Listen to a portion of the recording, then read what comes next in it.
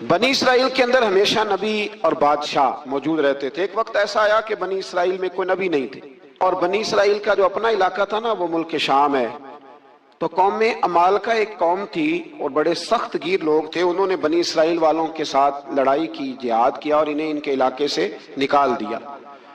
اور کچھ حضرت یوسف علیہ السلام کے زمانے میں ویسے بھی ایک بہت بڑی تعداد جا کے مصر میں آباد ہو گئی تھی۔ اب یہ ہوا کہ ان کے پاس کوئی بادشاہ نہیں ہے، یہ بار بار دعا کرتے ہیں، التجا کرتے ہیں، تو اللہ تعالیٰ نے ایک پیغمبر انہیں عطا کیے جن کے مختلف نام کتابوں میں ہیں۔ صدر الافاضل رحمۃ اللہ علیہ نے تفسیر خزائن العرفان کے اندر ان کا نام حضرت شمویل علیہ السلام لکھا ہے۔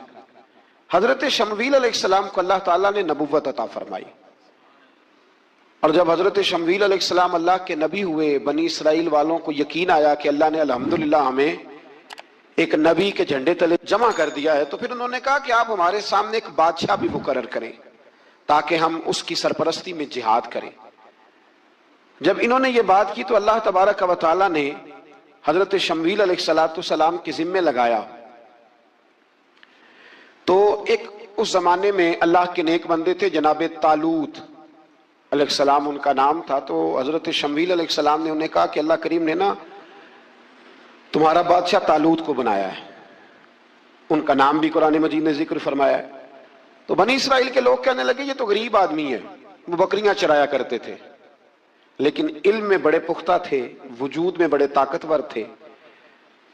تو کہا کہ یہ تو غریب آدمی ہے، تو ہم تو زیادہ حق رکھتے تھے کہ ہمیں بادشاہ بنایا جائے۔ تو حضرت طالوت علیہ السلام کہ بادشاہ بننے کے بعد حضرت شمویل علیہ السلام نے جو بات کی، اللہ کریم نے اسے قرآن مجید میں بیان فرمایا۔ رب فرماتا ہے بسطۃ فی العلم والجسم، اسے اس لیے تمہارا بادشاہ بنایا گیا ہے کہ اسے ہم نے کشادگی دی ہے، علم میں بھی اور جسم میں بھی۔ بڑے ماشاءاللہ موٹے تازے تھے، وجود بڑا طاقتور تھا۔ کچھ موٹے تازے ہوتے ہیں پر طاقتور نہیں ہوتے، موٹے تازے بھی تھے اور طاقتور بھی تھے۔ فرمایا کہ وجود میں بھی طاقت ہے اور علم میں بھی اللہ نے انہیں وسعت عطا فرمائی۔ تو بنی اسرائیل والے کہنے لگے جی نہیں جی کوئی بندہ اور آ جائے، یہ ہمارا بہت بڑا مسئلہ ہے نا جی، ہر ایک کی مرضی کی نہ تو بات ہو سکتی ہے اور نہ ہر بندہ ہر ایک کی مرضی پر پورا۔ کہنے لگے نہیں جی کوئی اور ہونا چاہیے تھا، ہمیں کیسے پتا چلے گا کہ اللہ نے مقرر کیا ہے؟ بڑی خاص بات ہے، اس کو سمجھیے گا، یہ سارا مضمون آپ کو ملے گا اسی پارے کے آخر میں، آپ پڑھیں گے نا جی تو یہ سارا مضمون آپ کو ملے گا، اور آپ اگر سرسری نظر سے بھی اس کا مطالعہ کریں گے نا، جا کے قرآن شریف کھول کے 15ویں سے 16ویں رکوع میں، آپ خوش ہوں گے کہ آپ کتنے اچھے نظریے اور عقیدے کے ماننے والے ہیں۔ تو جب کہا نا کہ طالوت کو ہمارا بادشاہ بنایا گیا تو دلیل کیا ہے؟ تو قرآن کہتا ہے کہ حضرت شمویل علیہ السلام نے فرمایا کہ تمہارا ایک تابوت تھا، ایک صندوق تھا تمہارے پاس، وہ صندوق تمہارا قوم عمالقہ اٹھا کے لے گئی تھی، ان کے بادشاہ ہونے کی دلیل یہ ہے کہ اللہ تمہارا وہ صندوق تمہیں واپس کر دے گا، وہ تمہارا صندوق تمہیں واپس کر دے گا۔ اس صندوق میں کیا ہے؟ وہ حضرت آدم جنت سے ساتھ لے کے آئے تھے، اس میں تھا کیا؟ تو قرآن مجید کہتا ہے کہ اس کے اندر نا حضرت ہارون علیہ السلام اور حضرت موسیٰ علیہ السلام کے تبرکات تھے، تبرکات۔ کل میں ایک مولوی دیکھ رہا تھا بیچارہ، ایک بندہ نا مسجد نبی کے ساتھ غلاف اور شاید کوئی کفن تھا، وہ مسجد نبی کی دیواروں سے مس کر رہا تھا، تو وہ کہہ رہا تھا نہیں اس سے کیا ہوتا ہے، تبرک کوئی چیز نہیں، اچھے اعمال کی وجہ سے بندہ بخشا جائے گا۔ میں نے کہا تو مجھے ملے تو میں تجھے بخاری کھول کے دکھاؤں کہ حضرت عبد الرحمن ابن عوف جنہیں حضور نے قطعی جنتی کہا، حضور کے وجود پر کرتا دیکھ کے کہنے لگے حضور بڑا ہی سونا لگ رہا ہے، تو فرمایا تجھے چاہیے حضور مل جائے تو کیا ہی بات ہے۔ نبی پاک نے عطا کیا تو صحابہ کہنے لگے عبد الرحمن آپ کو تو ضرورت نہیں تھی، آپ کے پاس تو بڑے لباس ہیں، تو یہ کرتا حضور نے قبول کر لیا، کوئی لے کے آیا اور آپ نے مانگ لیا، تو وہ رو پڑے، کہنے لگے پہننے کے لیے نہیں مانگا، یہ حضور کے جسم سے لگ گیا ہے، میں نے کفن بنانے کے لیے مانگا ہے۔ تو کہتا ہے حضور کے تبرک میں خیر کوئی نہیں۔ اور آپ یقین کریں ان لوگوں پہ حیرانگی ہے، ہم نے بھی مرنا ہے نا جی، بڑی جلدی قبر میں جانا ہے، وقت کا کچھ پتہ نہیں، لیکن اتنے اندھے ہو کر لوگ چیزوں کو دیکھتے ہیں اور اس تیزی کے ساتھ گمراہی پھیلاتے ہیں۔ مجھے باقاعدہ کسی نے ویڈیو بھیجی اور کہنے لگا جی دیکھیں کتنی اچھی بات کر رہا ہے، لوگوں کو سمجھائیں، تو میں نے کہا نہیں اس کو سمجھانے کی ضرورت ہے۔ اور میں نے اس کو دیکھا ہے، وہ جو لال رومال والا میں نے دیکھا ہے، وہ ڈھونڈ ڈھونڈ کے جاہلوں کو پکڑتا ہے، تلاش کرتا ہے، اور اگر کوئی مل جائے بات بتانے والا تو پھر وہ خود پکڑا جاتا ہے، اور کئی دفعہ پکڑا گیا تو نکل گیا ہے۔ اللہ تعالیٰ ہمیں سمجھنے کی توفیق دے، ہم سیانے ہو جائیں تو یہ دور دور تک نظر نہیں آئیں گے انشاءاللہ۔ تو وہ تابوت آئے گا، بنی اسرائیل والوں سے کہا تابوت میں کیا تھا سن لو، اور یہ قرآن مجید ہے۔ آج میری ماننا یہ 15 میں سے 16واں رکوع ضرور ہی پڑھنا کہ وہ آخر تابوت میں کیا تھا، کھولنا ذرا۔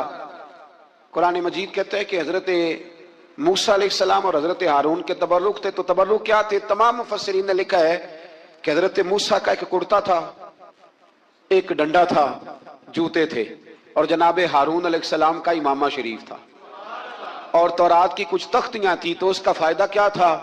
اس تابوت کا فائدہ یہ تھا کہ بنی اسرائیل والے جب اپنے دشمنوں سے لڑتے تھے تابوت سامنے رکھ کے دعا مانگتے تھے، اللہ انہیں کامیابی عطا کر دیتا تھا۔ تو قوم عمالقہ کو بھی پتہ چل گیا کہ صندوق میں کچھ ہے جس کی وجہ سے یہ کامیاب ہو جاتے، وہ صندوق اٹھا کے لے گئے۔ اب ان کی کم بختی یہ، کم نصیبی یہ کہ انہوں نے جا کے اسے روڑی پہ پھینک دیا۔ جب روڑی پہ پھینکا تو ان کے اندر بیماریاں آ گئیں، وبائیں پھوٹ پڑی، مرنے لگے، وجود پھولنے لگا۔ پھر ان کے دلوں میں بات آئی کہ یہ ہم نے اس صندوق کی بے ادبی کی ہے۔ صندوق میں کیا ہے؟ تبرکات۔ ہمیں کہتے ہیں جی نالین کا نقشہ کیوں لگایا ہے؟ تمہارے تو بزرگوں کا عقیدہ ہے سر پہ رکھنے کو مل جائے اگر نقش نالے پاک حضور تو پھر کہیں گے کہ ہاں تاجدار ہم بھی ہیں۔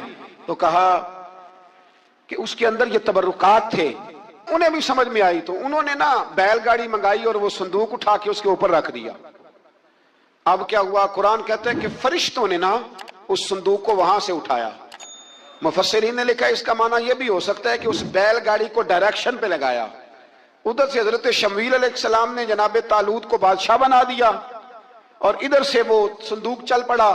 کہا بھئی ہم ان کو کیسے بادشاہ مانے؟ تو فرمایا بادشاہ اس طرح مانو گے کہ تمہارا وہ صندوق آ جائے گا، اور قرآن کہتے ہیں اس صندوق میں تمہارے دلوں کا سکون ہے، اس میں تمہارے دلوں کا۔ اور بھائی ہماری تو کوشش ہوتی ہے بزرگوں سے کوئی چیز مل جائے، اللہ والوں کا کوئی تبرک ہمارے ہاتھ آ جائے۔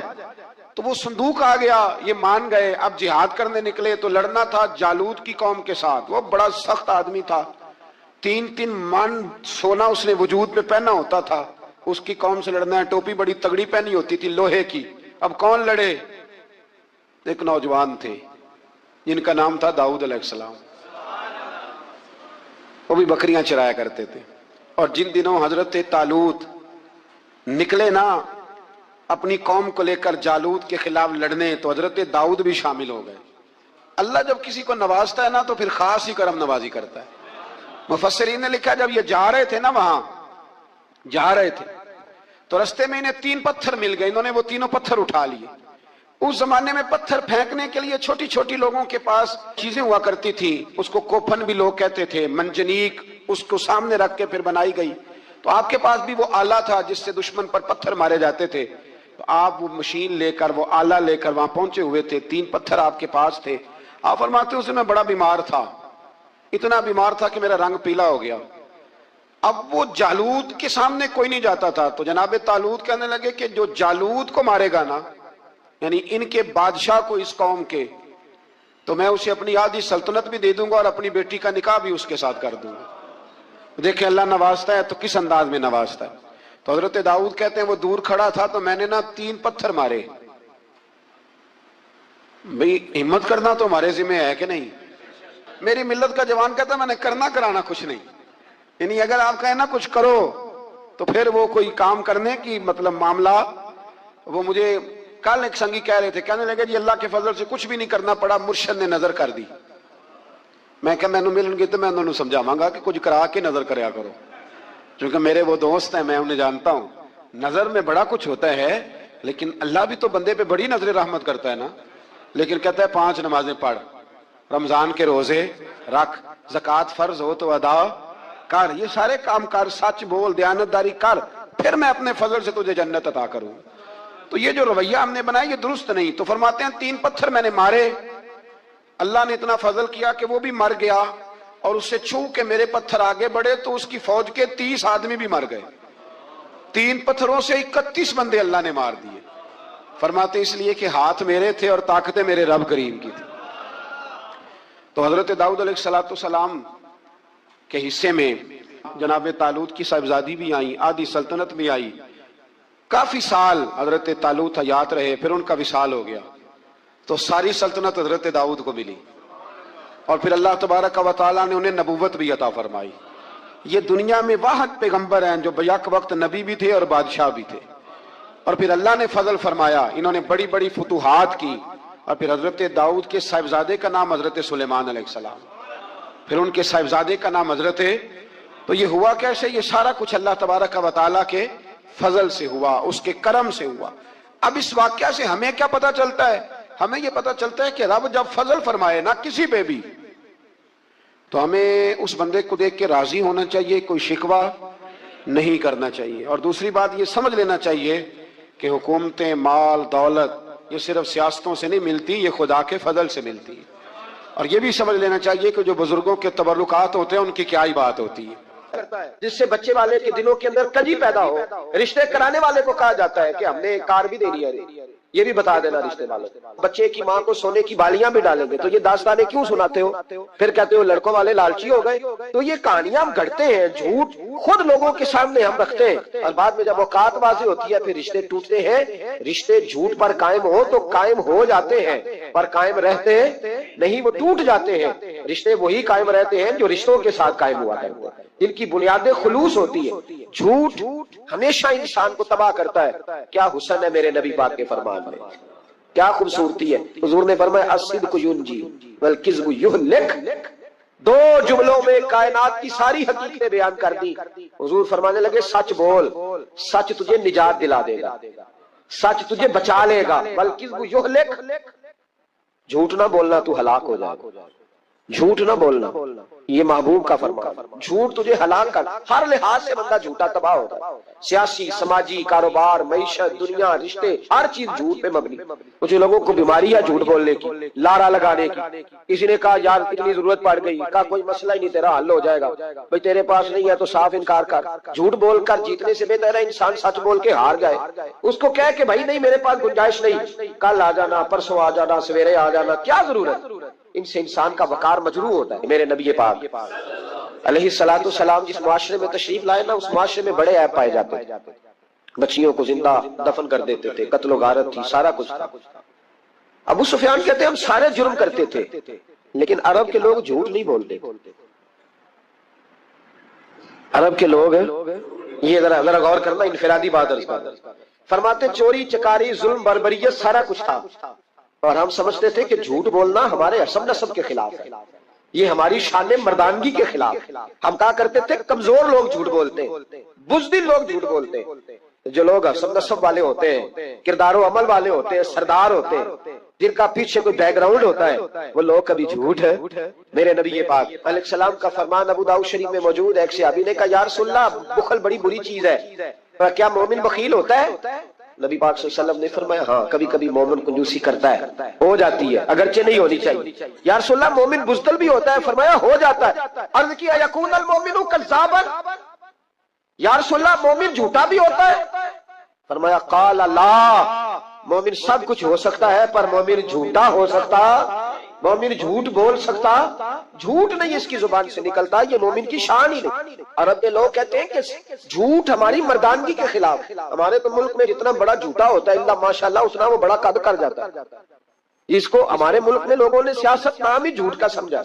ٹی وی پہ بیٹھ کر بہت بڑی جماعت کا بہت بڑا سربراہ کہتا ہے فلانا کام 6 مہینے میں ہو جائے گا۔ ناراض ہو گئے آپ لوگ؟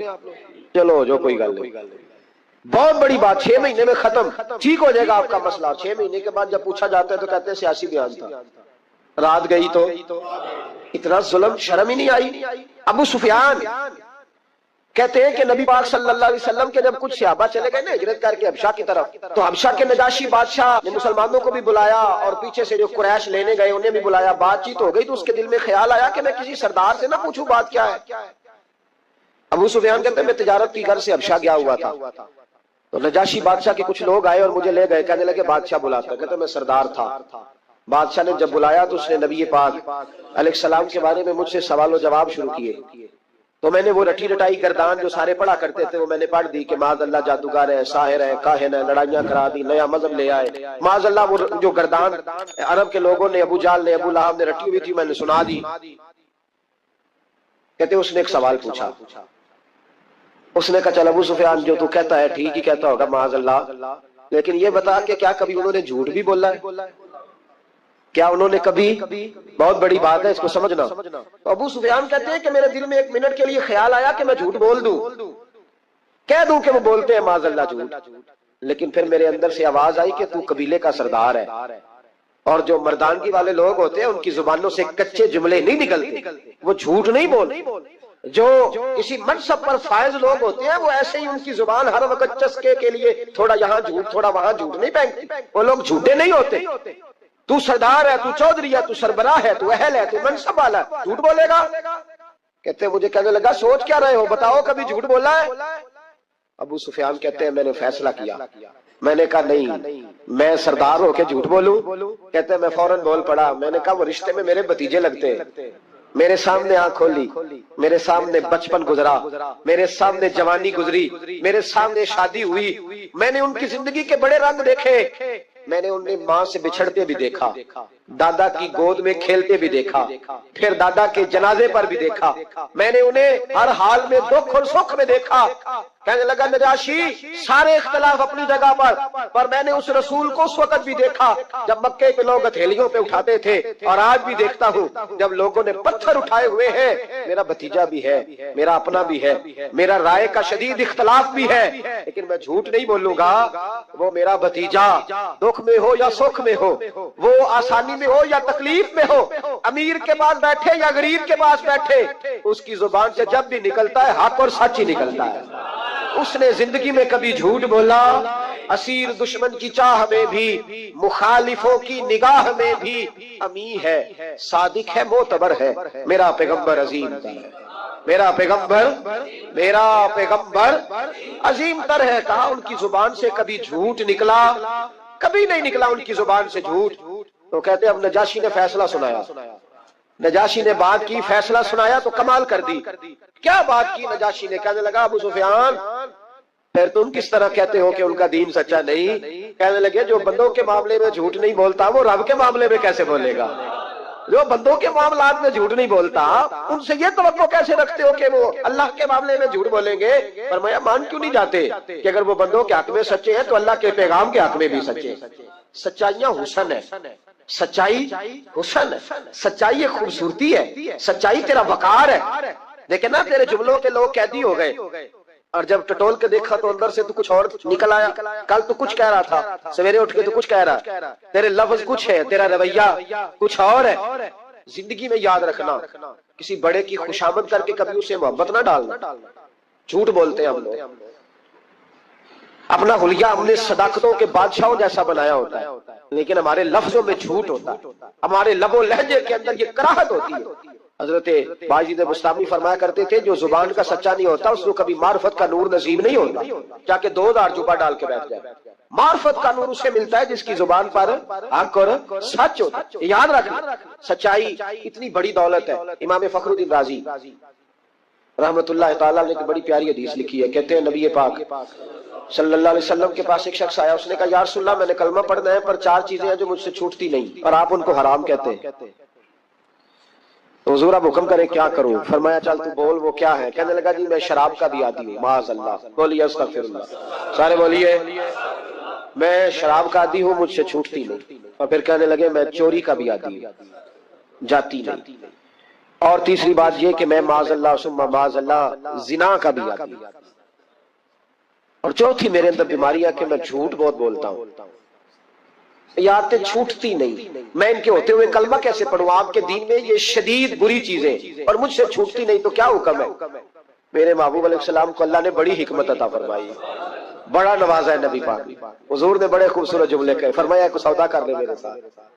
عرض کی حضور حکم ہو، فرمایا چاروں میں سے ایک چھوڑ دے، کلمہ پڑھ لے، سودا کر لے۔ کہا حضور حکم کرے کون سی؟ صحابہ کہتا ہے اب ہم گھوم رہے تھے کہ یہ کیا بات ہے، چاروں چیزیں حرام کب دی ہیں؟ حضور کہتے ہیں ایک چھوڑ دے، میں ایک وعدہ کر۔ کہا یا رسول اللہ حکم کریں. تو صحابہ کہتے ہیں اب جب حضور نے کہا نہیں چھوڑ دے تو ہم پھر تجزیہ کر رہے تھے کہ شراب بڑی گندی ہے, زنا بڑا گند ہے, چوری کسی کے حق میں ڈاکہ ہے, ظلم ہے. لیکن میرے نبی پاک علیہ الصلوۃ والسلام نے کیا خوبصورت فرمایا, فرمایا چل تو جھوٹ چھوڑ دے. کیا چھوڑ دے؟ اللہ اکبر. فرمایا جھوٹ چھوڑ دے. عرض کی باقی, فرمایا باقی اللہ فضل کرنے والا ہے, تو جھوٹ چھوڑ دے. اب لوگ کہتے ہیں کہ ہم حیران تھے کہ اتنی گندی چیزیں, شراب بھی, زنا بھی, چوری بھی, اور حضور نے صرف جھوٹ چھڑوایا ہے. وہ سردار کہتا ہے میں گھر گیا, شراب کی بوتل پہ ہاتھ ڈالنے لگا. دل میں خیال آیا شراب پی کے صحابہ کے مجمع میں جاؤں گا, تو اگر کسی صحابی نے پوچھا کہ تو نے شراب پی ہے, جھوٹ بولوں گا تو نبی پاک کے وعدے کا کیا بنے گا, اور سچ بولوں گا تو اس محفل نور میں بیٹھوں گا کیسے شراب پی کے. کہتے 2-3 دفعہ ہاتھ بڑھایا پر مزہ نہیں آیا. میں نے پٹخی دیوار کے ساتھ بوتل, میں نے کہا یہ تو گئی, یہ نہیں پیوں گا آج کے بعد. کہتے پھر میں باہر نکلا اس عورت کے پاس رات گزارنے جہاں منہ کالا کرنا تھا. کہتے ہیں جب پہنچا تو اس نے پہلا سوال پوچھا, کہنے لگی سنا ہے تو کلمہ پڑھ گیا ہے. کہتے ہیں بس وجود چکنا چور ہو گیا.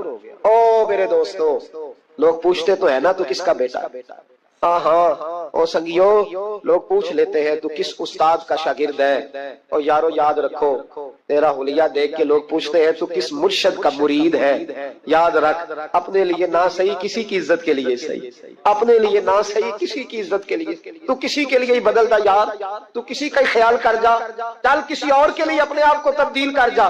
اپنے لیے نہ صحیح دیکھ تو کسی اور کے لیے ہی بدل جا. اب تیری کسی اور سے بھی نسبت ہے, لوگ کسی اور کے ساتھ منسوب کرتے ہیں, ان کا دیوانہ ہوں ان کا مجذوب ہوں. کیا یہ کم ہے کہ میں ان سے منسوب ہوں. کہا اس بی بی نے, کہنے لگی سنا ہے تو کلمہ پڑھ گیا ہے. کہتے ہیں بجلیاں دوڑ گئی. میں نے کہا اگر جھوٹ بولوں تو حضور کے وعدے کا کیا بنے گا. محبوب نے کہا جھوٹ نہیں بولنا, اگر سچ بولوں تو پھر اس کے قریب کیسے جاؤں. کہتے وہاں سے بھی لوٹ آیا. اب میری زنا کی عادت بھی گئی. اگلی شام ہوئی تو سامنے مال پڑا تھا ایک آدمی کا, وہ آدمی کافل تھا, اس پہ ہاتھ ڈالنے لگا تو دل میں خیال آیا یہ سویرے تفتیش بھی کرے گا. اگر پوچھتا مجھ تک آ گیا کہ تو نے تو نہیں چوری کی, تو جھوٹ تو میں بول ہی نہیں سکتا, حضور سے وعدہ کیا ہے, اور سچ بولوں گا تو میری آبرو کیا بچے گی. کہتے ہیں شام ایک دن میں گیا, اگلے دن کی شام ہوئی تو صرف سچ کی عادت اپنائی. میرا زنا بھی گیا, میری چوری بھی گئی, میری شراب کباب بھی گئے. کہتے ہیں تیسرے جا کے دروازہ رسول پہ بیٹھا. صحابہ باقی اپنا کام کرتے رہے, میں صرف مصطفیٰ کا چہرہ تکتا رہا. میں بس چہرہ تکتا رہا. دیر ہو گئی تو ایک صحابی کہنے لگے کیا دیکھ رہے ہو. تو میں نے کہا اس رسول کا کمال دیکھ رہا ہوں, اس محبوب کا کمال دیکھ رہا ہوں. ایک جھوٹ چھڑوایا ہے تو رب کریم نے مجھے سارے تقوی عطا فرما دیے. یہاں تو جھوٹ کے پلندے پیروں نے ڈیوٹیاں لگائی ہوئی ہیں مریدوں کی, جاؤ کرامتیں بیان کرو, سناؤ, فیس بک پہ دو. جیڑے محرم راز حقیقت دے اور راز حقیقت کھول دے نہیں. اے جنہ ویکھیا نہیں وہ کرن گلاں, جنہ ویکھ لیا وہ تے بول دے ہی نہیں. یہ جھوٹ کا پلندہ لے کر کے تو پھر رہا ہے, اس کو سنبھال کے رکھ. سچائی انسان کو جوان رکھتی ہے, سچائی آدمی کو بڑا کرتی ہے, سچائی اس کے رشتے قائم رکھتی ہے. میرے نبی کریم علیہ السلام نے سچ کا درس دیا, سچی بات کا حکم کہا, پر میں سچ بولو. حضرت مالک بن دینار رحمت اللہ علیہ ارشاد فرمایا کرتے تھے کہ سچائی اتنی بڑی چیز ہے کہ سچائی کو تو آگ نہیں جلاتی. فرمایا کرتے تھے سچائی کو تو مٹی نہیں کھاتی. فرمایا کرتے تھے سچائی کو تو دریا نہیں ڈبوتا. لوگوں نے پوچھا دلیل, فرمانے لگے میرا ایک دہریے سے مناظرہ ہو گیا, لوگ بہت سارے اکٹھے ہو گئے. جب بات ذرا آگے بڑھی تو دہریہ مانتا نہیں تھا, میں دلائل دیتا, وہ بھی مجھے دیتا. سادے لوگ بول پڑے, کہنے لگے حضرت جی ہم تھک گئے سن کے, رزلٹ بھی نکالے. تو فرماتے میں نے دہریے سے کہا چل رزلٹ نکال لیتے ہیں. آگ جلاتے ہیں, دونوں ہاتھ ڈالتے ہیں, جو سچا ہوگا بچ جائے گا, جو سچا ہوگا. فرماتے تھے سچائی کو آگ بھی نہیں جلاتی, جو سچا ہوگا بچ جائے گا اور جو جھوٹا ہوگا جل جائے گا. فرماتے ہیں آگ جلا لی. اب میں نے اسے کہا چل ہاتھ ڈال, تو وہ جھوٹا تھا, جھوٹ کے پیر کوئی نہیں ہوتے, وہ ہاتھ ہی نہیں آگے کرتا, ہاتھ ہی نہیں بڑھاتا. کہتے میں نے زبردستی پکڑ کے اس کا ہاتھ آگ میں کیا, کئی دیر تک آگ میں رکھا, نہ اس کا جلا نہ میرا جلا. کہتے باہر نکلا, لوگوں نے شور کر دیا یہ کیا ہے. میں نے عرض کی مولا نہ اس کا جلا نہ میرا.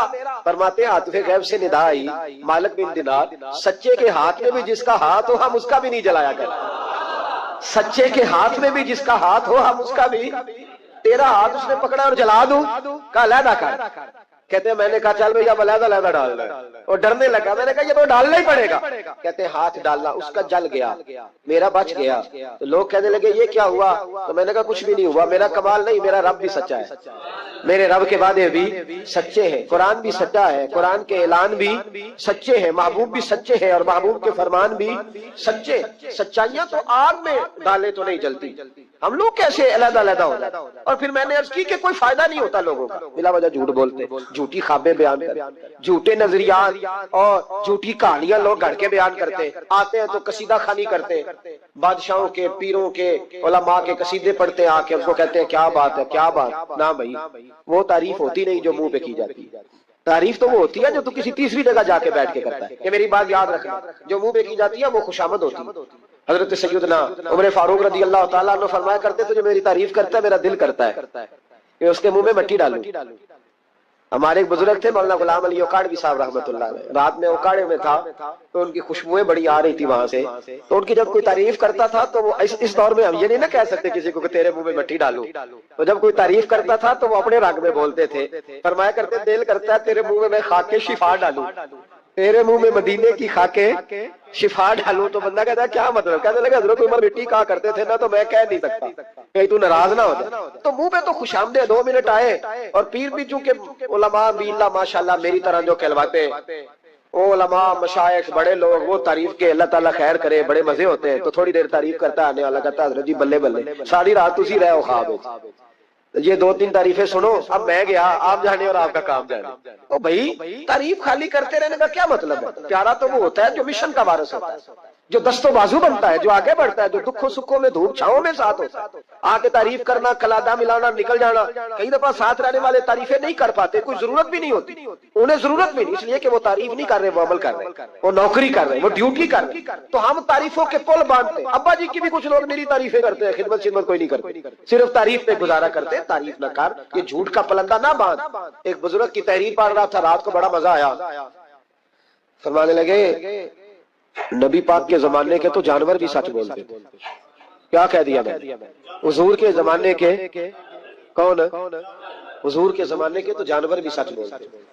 اور پھر انہوں نے دلیل کے طور پر کہا، کہنے لگے نبی کریم علیہ السلام گزر رہے تھے، سرور کائنات گزر رہے تھے صلی اللہ علیہ وسلم، ایک پہاڑی علاقے سے ایک آواز آئی، کسی پکارنے والے نے کہا یا رسول اللہ، گویا ان لفظوں میں کہا یا رسول اللہ ہے انظر حالنا۔ حضور نے پلٹ کے دیکھا تو ہرنی بندھی ہوئی تھی، ہرنی۔ نبی پاک علیہ السلام گئے اس کے پاس، ایک روایت ہے کہ صحابی نے اس کو باندھا تھا، ایک روایت ہے کہ یہودی نے باندھا۔ حضور گئے، آ کے کہا کیا بات ہے، تو اس کرنے لگے یا رسول اللہ یہ بندہ مجھے قیدی بنا کے لایا، اور آپ میرے تھنوں کو دیکھیں دودھ سے بھر گئے، بچے میرے تڑپ رہے، اگر تھوڑی دیر کے لیے یہ مجھے چھوڑ دے تو میں وعدہ کرتی ہوں دودھ پلا کے فوراً واپس آ جاؤں گا۔ نبی پاک صلی اللہ علیہ وسلم نے یہودی سے کہا چھوڑ دو، اس نے کہا اگر نہ آئی تو، نبی پاک نے فرمایا یہ سچے سے وعدہ کر لیا تو سچا کر کے دکھائے۔ حضور کے زمانے کے جانور یہ سچا وعدہ کر کے دکھائے۔ نبی پاک صلی اللہ علیہ وسلم نے اسے چھوڑ دیا، تو جانور کو جب آپ بندھے ہوئے کو چھوڑتے تو بڑی تیز دوڑتا، تو اتنی تیز دوڑی کہ جنگلوں کے اندر اور پہاڑوں میں گم ہو گئی، نظر ہی نہیں آ رہی کدھر گئی۔ جب وہ گم ہو گئی تو وہ یہودی کہنے لگا وہ تو غائب ہو گئی، اس طرح گئی ہے کہ لگتا ہی نہیں تھا پلٹ کے آئے گی، یہ نہیں آئے گی۔ محبوب نے فرمایا نہیں یہ ضرور آئے گی، یہ سچ کہہ کے گئی ہے، یہ لوٹے گی۔ وہ یہودی کہتا جب میں نے کہا نا نہیں آئے گی، تو واہ میرے محبوب تیری شان پہ بھی قربان جائے، کیا انداز ہے۔ حضور چارپائی پہ اس کے پاس بیٹھ گئے، فرمایا چل میں بیٹھتا ہوں بطور گرنٹڈ کے، میں بیٹھتا ہوں، آئے گی تو میں جاؤں گا، یہی بیٹھا ہوں۔ وہ کہتے حضور بیٹھے رہے، شام ڈلنے لگی، میں نے کہا کوئی نہیں آئی، فرمایا فکر نہ کر آئے گی۔ کہتے تھوڑی ہی دیر گزری تو وہ لہراتی ہوئی آئی، وہ دوڑتی ہوئی آئی، پہلے آ کے اس نے حضور کے قدم چومے، سجدہ کیا، اور پھر وہ شکریہ ادا کر کے واپس گئی، جہاں رسی بندھی ہوئی تھی اس کے پاس جا کے بیٹھ گئی، کہنے لگی مجھے باندھ لو، میں وعدہ کیا تھا۔ تو نبی کریم علیہ السلام نے فرمایا جا اسے جا کے باندھ، اس نے باندھ لیا، تو حضور فرمانے لگے چل میرے ہاتھ بیچ دے۔ نرخ بازار محبت کا انوکھا ہو گیا، خود خریداروں میں شامل آ کے مولا ہو گیا، کہا بیچ دو میرے ہاتھ، میں خرید لیتا ہوں۔ اس نے عرض کی حضور نہیں میں نے نہیں بیچنا، کہا کیوں؟ عرض کرنے لگے یا رسول اللہ اسے نہیں بیچنا، میں نے اپنا بیچنا ہے، مجھے کلمہ پڑھا دے، انہیں مسلمان ہونا ہے، اور جب میں غلام ہوں تو میری ہر شے آپ کی ہے۔ میرے رسول پاک علیہ السلام نے اسے آزاد کر دیا۔ امام زرقانی فرمایا کرتے تھے تو سچ بولے گا تو آزاد ہو جائے گا، جھوٹ بولے گا تو قیدی رہے گا. حضور نے اسے سچ کی برکت سے آزاد کر. الصدق ینجی، سچ تجھے نجات دلاتا ہے، سچ تجھے بچا لیتا ہے. سچائیاں انسان کو زندہ رکھتی. آپ دیکھ لیں اس ملک کے اندر کتنے سیاستدان آئے، پھر وہ گزر گئے، اللہ جانے کہاں گئے. بیوروکریٹس آئے، گزر گئے. جو لوگ سچ بولتے ہیں وہ قائم رہتے ہیں. جن کے افکار میں سچائیاں تھیں، جن کے کردار میں، گفتگو میں سچائیاں تھیں، وہ موجود ہیں. زمانہ سارا گزر جائے گا.